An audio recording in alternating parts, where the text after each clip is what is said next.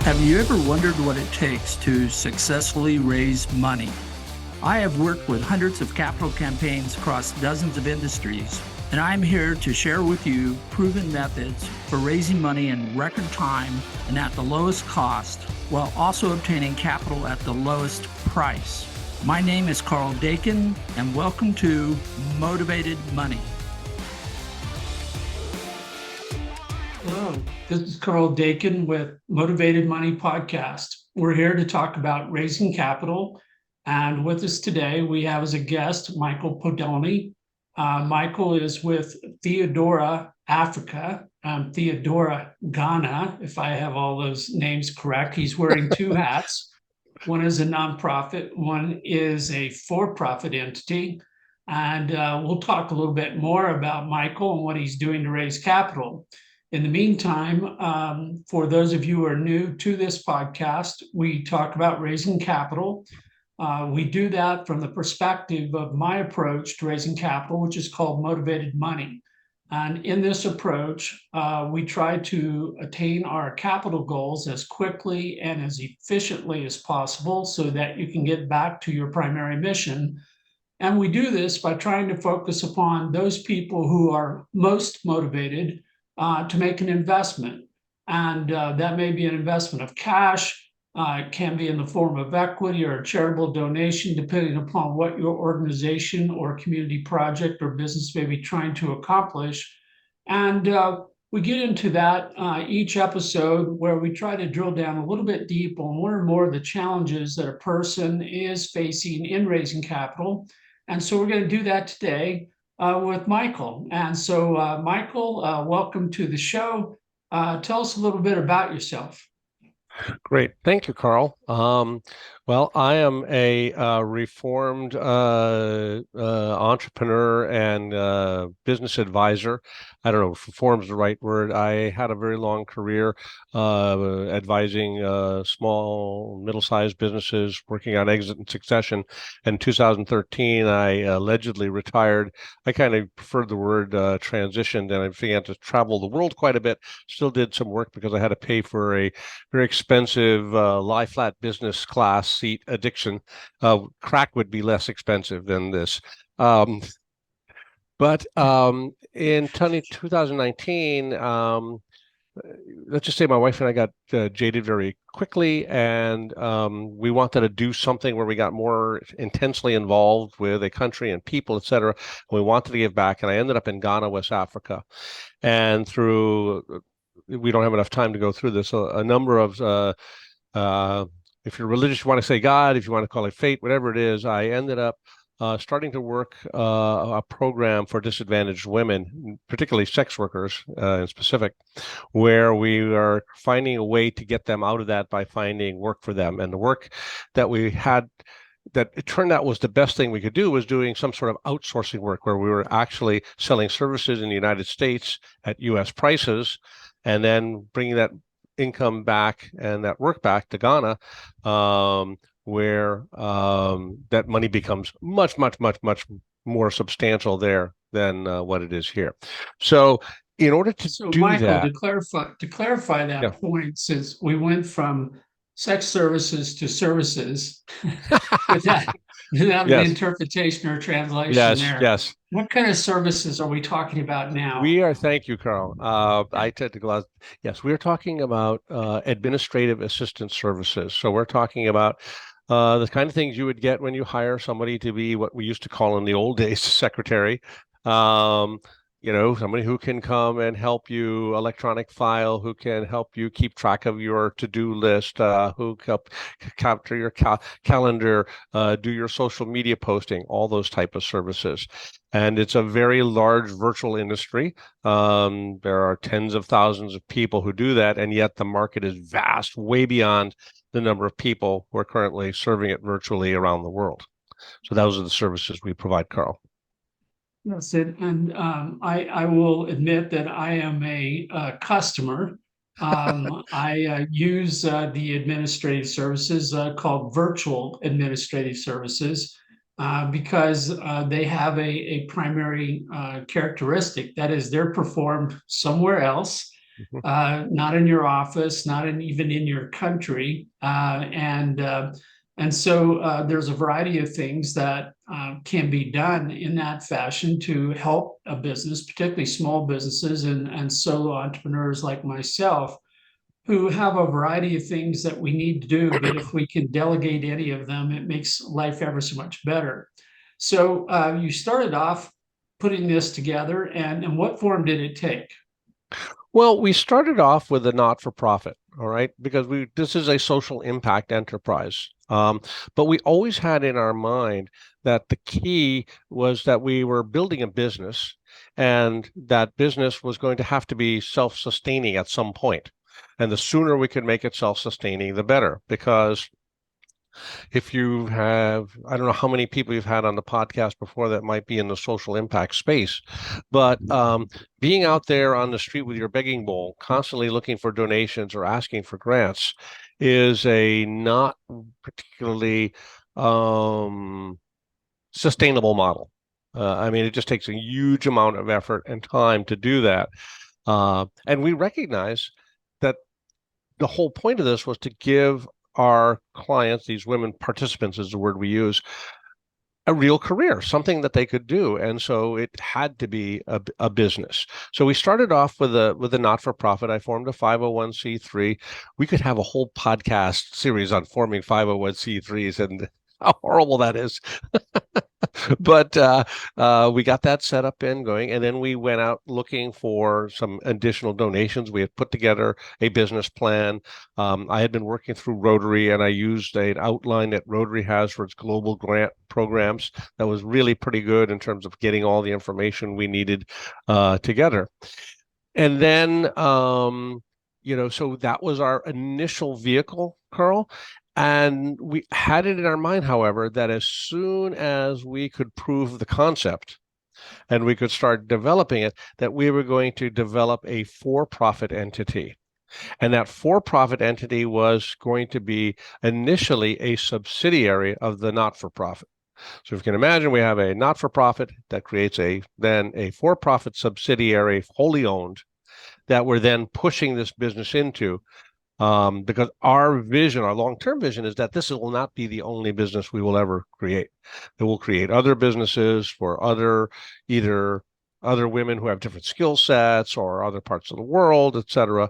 Because I think the opportunity for outsourced labor services in the United States is vast and only going to get bigger.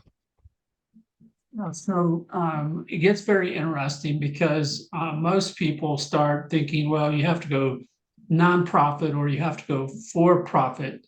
And sustainability as a term referring to economic sustainability can refer and should refer to both types of entities. But the type of money received, a charitable donation, which is a form of raising funding where the person making the gift does not expect anything back other than maybe a warm feeling inside themselves. Correct.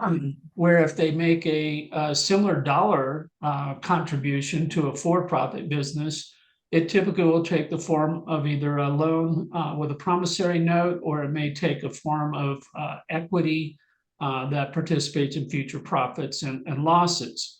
And because the recipient in that case has a chance to participate in profits, it's a different motivation than one who makes a charitable contribution. And since this podcast is all about motivations, let's dive a little bit more into those two types of things. What do you see as the primary motivation of somebody making a charitable contribution to your organization, to the parent group, as opposed to a equity investment in your new business enterprise? Right. So we're still pretty new. Like I said, we started in 2019. We actually launched in April of 2020. So it's only been not quite 3 years yet. And we formed the for-profit entity just in the beginning of 2022. this year. So we haven't had a whole lot of track record in the for-profit entity in terms of it raising funds directly.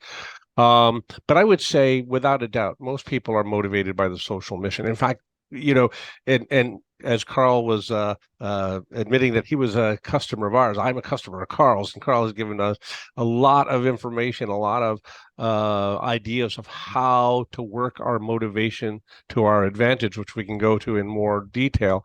But clearly, people are mostly motivated initially by the social mission. And it's twofold. Number one, it's this mission. Everybody likes the idea of helping women, and getting women out of a bad situation. But there's a huge swath of socially motivated people in the country who love the idea of, oh, a business could do this. Like there could be a viable business. This is not the norm in the social impact space. And so we have really leveraged that particular aspect in a variety of different ways.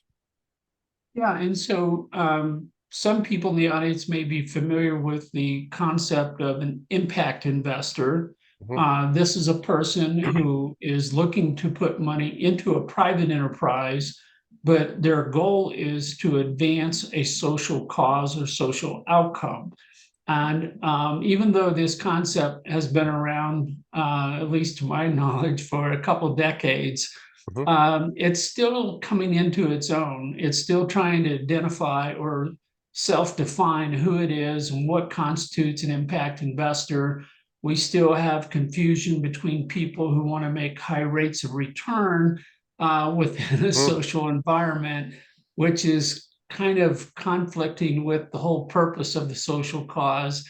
But it's an area that if you think that you can do great good in the world, but you can also sustain it economically, then a for-profit model may be better than that of a nonprofit. And it's a question to be answered, as with any new startup. Yeah, I would say, at least my experience is that the social impact investor is kind of a bit of a unicorn. You have to have some. It's like all investing. You have to have some scale. You have to have some mass. You have to have some track record. So what do you do to get that track record?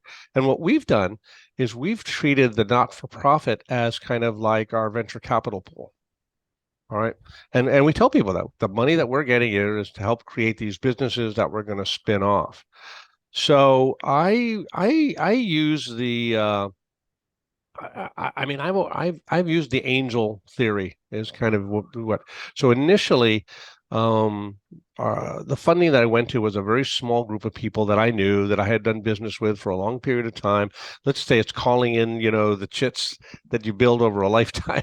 And I think honestly, I truly believe that the reason people gave us our initial donations was just because they believed in me. I mean, I think at the time. That is a form of capital. That's another term, and for another topic for another day, called social capital. Yeah.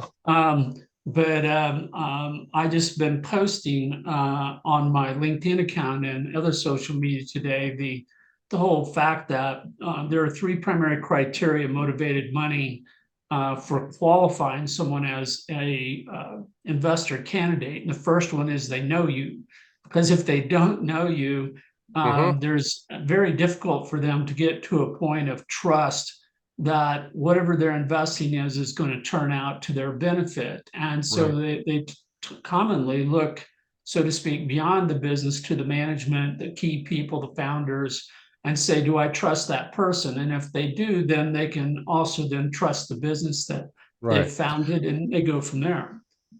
So we initially started off with a cadre of people who gave us our seed money as donations into the 501c3. But then went out, and very quickly we were looking for clients, right? Because it wasn't good enough to do training. One of the key aspects of our model is getting people working as soon as possible, because it's part of the behavioral change model that's necessary to get people off the street and into a into a more productive mindset. So we call these people angel clients, all right? Because we had no track record. we went to them and said, hey, we want you to, work with us, give us a 6-month commitment, and we're going to make mistakes and we're going to do stuff, etc. But be with us and help us learn to do that. So that was another form of capital. And it's become a rather significant part. And to this, actually, we're still kind of in that framework. We're not a finished product yet. We talk a lot to people about, hey, this is what we're doing. There's a mission, so you need to understand when you come into this that you're helping the mission. And yeah, we're going to get it right for you, but we may make some hiccups along the way. And we want you to tell us about those so we can work with you on that. So we got an awful lot of benefit from angel clients, which was real capital, right? Real money coming in to pay us. And then we also got a lot of volunteer help because we had a lot of training. Looking back at it now, I really understand just how naive I was in this whole process. But to get the women trained at the level where they need to be trained, you need an awful lot of expertise. And we've had sort of a revolving door. People come in for 3 months, work on a project, whatever. So I can't even tell you how much money that would have cost us if we had had to buy those services. I mean, literally probably almost as much money as we've raised. And we've raised about $120,000, I think, so far. So yeah, but our donors are we have two really big donors. They represent like 70%, the 80-20 rule. And they're very active. They sit on our boards. We have monthly meetings. They are very, active. I mean, it's not just for them, a tax write-off. They're in this because they believe in the cause. You're pointing out another thing that, again, I think some entrepreneurs miss out, that they often look to an investor as, I call it an ATM, a source of cash, and they do not typically look beyond the cash to what other talents, services, connections, all the other resources that an investor can bring to the table. And I was talking with a client here recently where they actually had a selection of investor candidates. And they go, which should we take more than one if we can get several? And if we do, how do we pick them? And I said, it's basically look for your strategic alignment, your affinity between what this person does and what they can bring to the table, how big their network is. Do they know 10 people or tens of thousands of people? And after a while, you're thinking, wow, instead of thinking for just hitting the averages, you're saying, if I had the choice of anyone in the world and I was going to work my way then from the top down, what would that person look like? And typically they have massive contacts. They have a huge heart.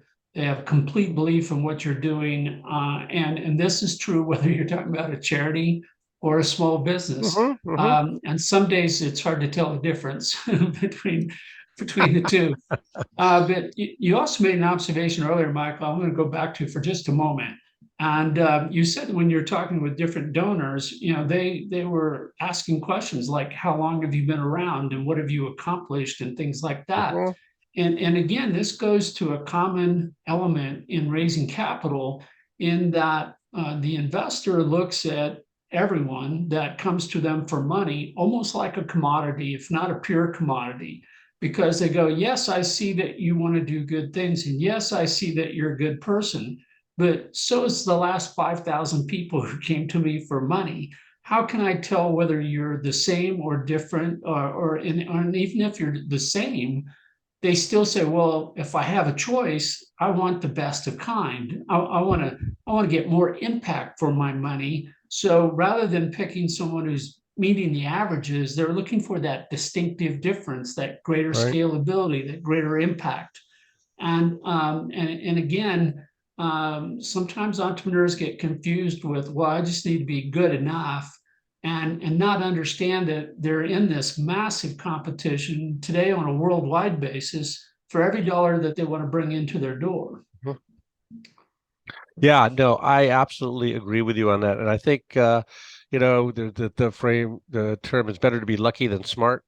I've never claimed to be the sharpest knife in the drawer, and there's been, as I say, I become somewhat spiritual person. I really think there's some other power at work here, but very early on, we knew that this whole idea of that we can make money. In fact, our very initial test with one person was, can we do the work? Could they do the work? Could they get paid to do work, etc.? And we had to prove that before we did anything else. And that gave that differentiator that you're talking about, Carl, that there just aren't a lot of other people that are in the space that we're working on who do that. And you're doing a couple different things. You're proving to yourself, they call it proof of concept. And in innovation, this is the front end of the commercialization cycle. You have a concept, you have a theory, you think it'll work, your belief is there, but proof is in the pudding. And so you have to go through the cycle. And sometimes that first cycle is so brutally ugly that you give up and go home. And sometimes, despite all the pain and suffering and things not working out the way you want, you can see that the original concept has the merit, and it just needs to be polished out, as we say. It needs to be refined and improved upon. Well, I was really lucky that someone had referred to me a book called Lean Impact, which is a spin-off on the Lean Startup book, which is also another really good book. But that really hit hard or struck home for me. It kind of said, okay, we need to get there. We need to test things. We need to be light on our feet. We need to change and pivot, not be, bought into things. If there's something we can get and somebody's doing a better job at it, then we need to let go of that and do something. And I would urge anybody who is in the startup mode to look at these, tools. Well, and I think one of the challenges you may have faced, and you've traveled extensively, so maybe it wasn't so obvious to you, but when you talk about providing one of the women you're working with what would seem in the United States to be almost inconsequential income, it's not to them for several reasons. And in my own working experience with you and the women in your group, I was constantly surprised by what was viewed of value and what wasn't. I was probably leaning heavily on, well, at least I'm helping. You get a paycheck and so forth. But I found that the women almost universally would indicate that they were just happy that somebody was talking to them like they were a human being. That they were not chattel, they were not a slave, or they were not a piece of furniture, but they were just saying, "Hey, how you doing this morning?" Which to me is kind of a casual thing, but to that was getting all kinds of positive feedbacks. Look, he's talking to me, and I'm like, I don't get it. Yeah, we could have a whole podcast just on the power of transformation that's potential when people come out of societies that are hierarchical, where respect is not easily given, and they come and they talk to an American businessman or woman who tend to deal with people in a very respectful fashion. It's mind-blowing how powerful that is. Yeah, and at the same time, they are making good money in terms of where they live and how much other people make in their own community. So it's serving multiple purposes across the board. And I also know that some of the women I've talked with are already starting to think about forming their own business, you know, and and basically taking charge of their lives in a total fashion. Yeah. One of our goals, by the way, is that we want this business we're creating to be owned by the women. Now, I know we only have a couple of minutes left. We so this got into a real tricky thing. So you talk about the difference between by getting capital for your for-profit versus your not-for-profit. You know, I have been very reluctant to get equity capital in the for-profit because we want to be able to shift ownership over to the participants. And if I have for-profit equity, they're going to want a pretty steep rate of return, and that's going to be hard to buy them out. So if I do get any for-profit money, it's probably going to be more in the form of loans, for various things. Just because I don't think that we've got this ability. We're actually at a very crucial point where we're trying to get to break even this year, which will really kind of change our kind of trajectory and the kind of story we can tell to the world at large. Yeah, no, that raises some more topics for discussion, such as co-op ownerships and tiered ownerships and things of that nature, where you want the workforce to be basically your primary owner, but at the same time you have to deal with maybe their lack of expertise in managing and running the business, and so you've got more hurdles yet to cross. But yeah, I find it interesting because I work with raising capital for almost anything that moves. That there are so many commonalities between raising money from a donor for a charity and also with raising equity, say for a small business startup. But at the end of the day, both groups of sources of funding want to see that expertise, that capability of success. They want to see you do something more, better, different, however you want to describe it, with their money. They want to feel good about what they're doing, even in a small business for-profit investment. If you fail grandly, that's okay. They don't want to see their money mismanaged or inefficiently used. But if you give the best effort and you still don't succeed, most people are very forgiving and will be willing to talk to you about your next effort. So any last thoughts on where you're at, where you're going? Well, I don't know if we're allowed to pitch on this. Sure you are. We are really, so our target market is solopreneurs, individual professionals, nano businesses, which I define as like 5 employees and less, people who really can't afford the US rates for buying even part-time help. And if you're out there and you are growing your own small business and they're saying like, I just don't have enough time to do everything, we'd really appreciate your contacting us. And we are our website's theodoraafrica.com.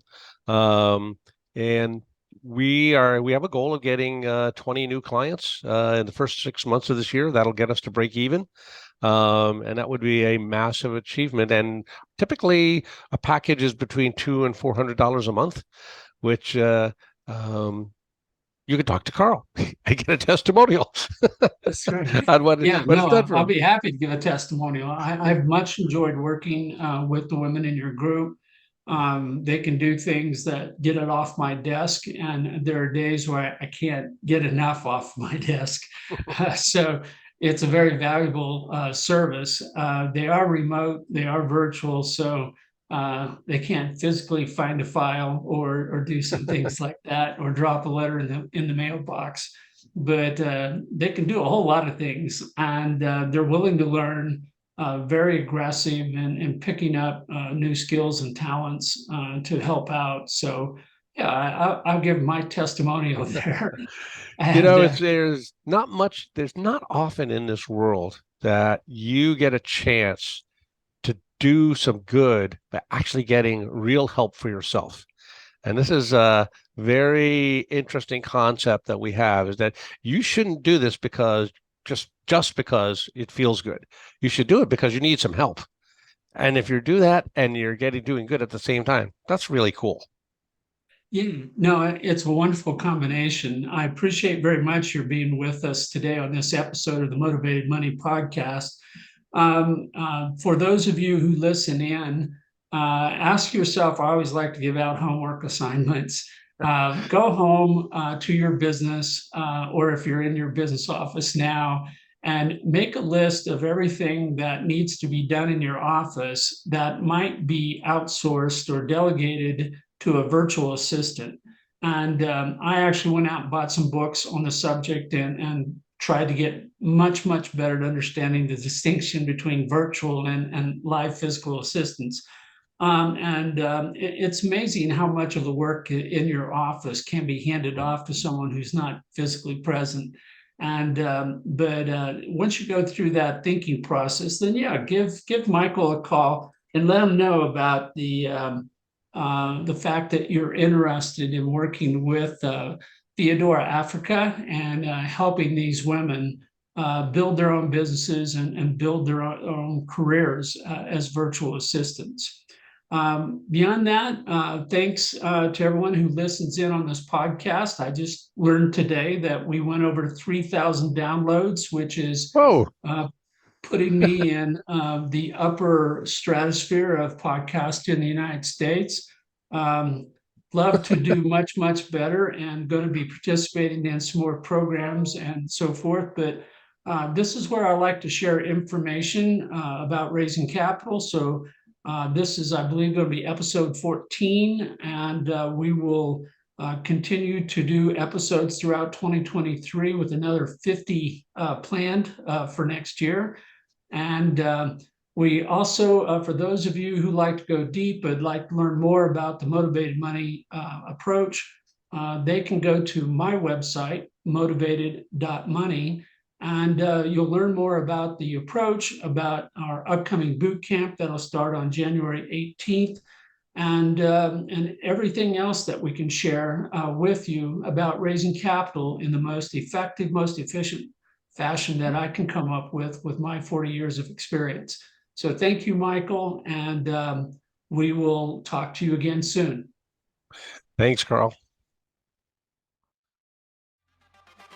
Thank you for listening in to Motivated Money.